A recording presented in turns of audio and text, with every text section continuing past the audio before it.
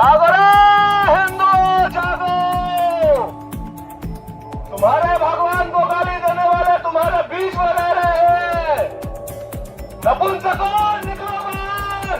छत्तीसगढ़ के बिलासपुर में धर्मांतरण को लेकर लगातार विवाद बढ़ते जा रहा है। आपको बता दूं, रविवार को सरकंडा थाना क्षेत्र के चिल्हाटी में एक झोपड़ी नुमा घर में चल रही प्रार्थना सभा को लेकर स्थिति अचानक तनावपूर्ण हो गई।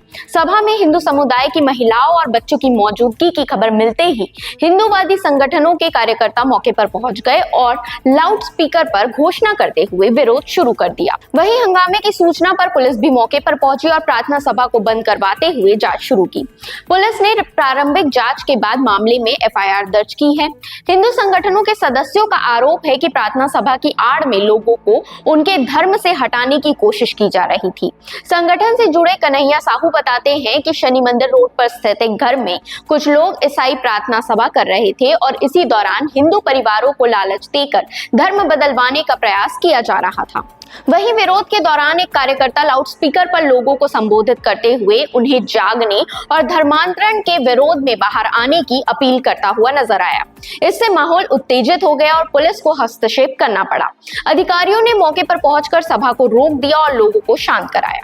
यह कोई एक घटना नहीं है, बल्कि इससे पहले 12 नवंबर को भी सरकंडा और पचपेड़ी में इसी तरह की 2 प्रार्थना सभाओं के खिलाफ शिकायतें दर्ज हुई थी। वहीं आपको बता दें, पिछले 6 महीनों में जिले के कई क्षेत्रों में पुलिस अब तक 38 से ज्यादा मामलों में बिना अनुमति धार्मिक सभा करने और धर्म बदलवाने के आरोप में केस दर्ज कर चुकी है।